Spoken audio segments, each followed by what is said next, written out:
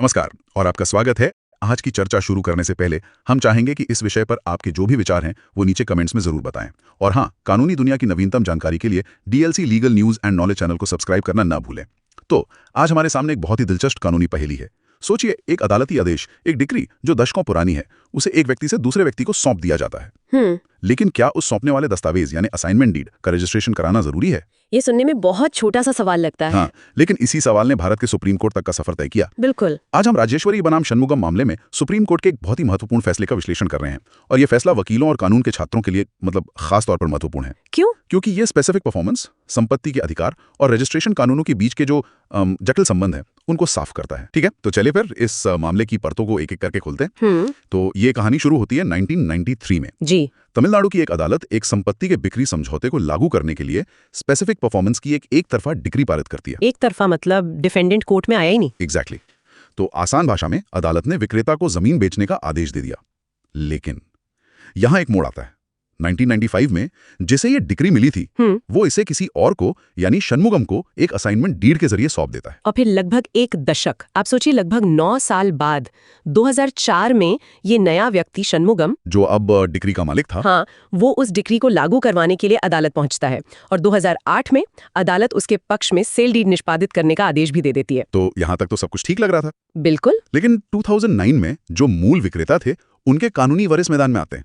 यहाँ से असली कहानी शुरू होती है। असाइनमेंट डीड का रजिस्ट्रेशन तो जरूरी था, लेकिन मामला जब हाईकोर्ट पहुंचता है तो फैसला पलट जाता है। हाँ, हाईकोर्ट कहता है कि रजिस्ट्रेशन की कोई जरूरत नहीं थी। और फिर आखिरकार ये मामला सुप्रीम कोर्ट पहुंचता है। तो सुप्रीम कोर्ट के सामने अब मुख्य सवाल यही था, क्या स्पेसिफिक परफॉर्मेंस की डिक्री को सौंपने वाले दस्तावेज का रजिस्ट्रेशन अनिवार्य है?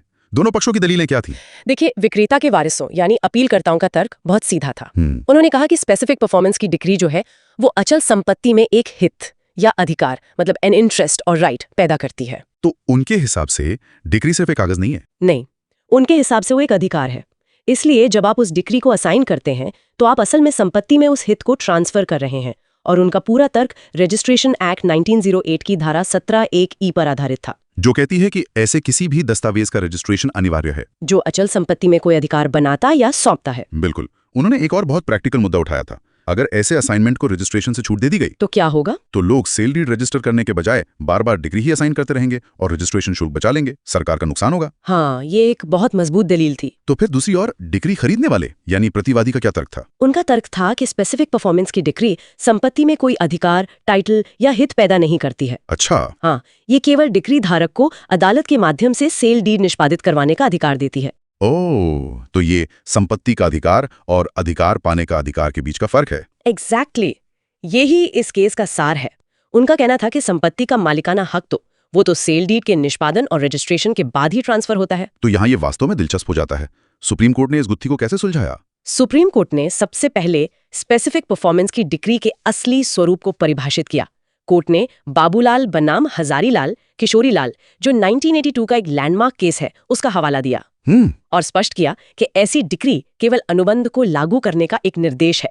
ये अपने आप में संपत्ति का मालिकाना हक ट्रांसफर नहीं करती। तो कोर्ट ने इसे किस तरह देखा? कोर्ट ने इसे एक प्रारंभिक डिक्री मतलब प्रिलिमिनरी डिक्री की तरह माना। प्रारंभिक? हाँ। असल मालिकाना हक तो तभी ट्रांसफर होता है जब जजमेंट डेटर या फिर अदालत एक विधिवत सेल डीड निष्पादित और पंजीकृत करती है। तो जब तक सेल डीड नहीं बनती, टाइटल विक्रेता के पास ही रहता है? बिल्कुल, टाइटल सेलर के पास ही रहता है। तो अगर डिक्री खुद संपत्ति में कोई अधिकार नहीं बनाती है तो उसे सौंपने वाला दस्तावेज कैसे बना सकता है? यही सुप्रीम कोर्ट के तर्क का सार था। कोर्ट ने रजिस्ट्रेशन एक्ट की धारा 17(1)(e) का विश्लेषण किया और कहा कि यह धारा तभी लागू होती है जब डिक्री स्वयं इटसेल्फ अचल संपत्ति में कोई अधिकार, टाइटल या हित बनाती, घोषित करती या सौंपती है। स्वयं शब्द पर जोर था। जी हाँ, क्योंकि स्पेसिफिक परफॉर्मेंस की डिक्री ऐसा नहीं करती है। इसलिए ऐसी डिक्री को सौंपने वाले विलेख यानी असाइनमेंट डीड को रजिस्ट्रेशन की आवश्यकता नहीं है। और उस तर्क का क्या हुआ कि लोग रजिस्ट्रेशन शुल्क से बचेंगे? वो लूपहोल वाली बात। कोर्ट ने उस तर्क को भी खारिज कर दिया, बहुत ही प्रैक्टिकल तरीके से। कैसे? कोर्ट ने कहा कि अगर कोई व्यक्ति असाइनमेंट डीड प्राप्त करने के बाद डिक्री को निष्पादित नहीं कराता है तो उसे अचल संपत्ति में कोई अधिकार मिलेगा ही नहीं। सही बात है। अंतिम अधिकार तो रजिस्टर्ड सेल डीड से ही मिलेगा, जिस पर शुल्क देना ही होगा। मतलब सरकार का पैसा कहीं नहीं जा रहा।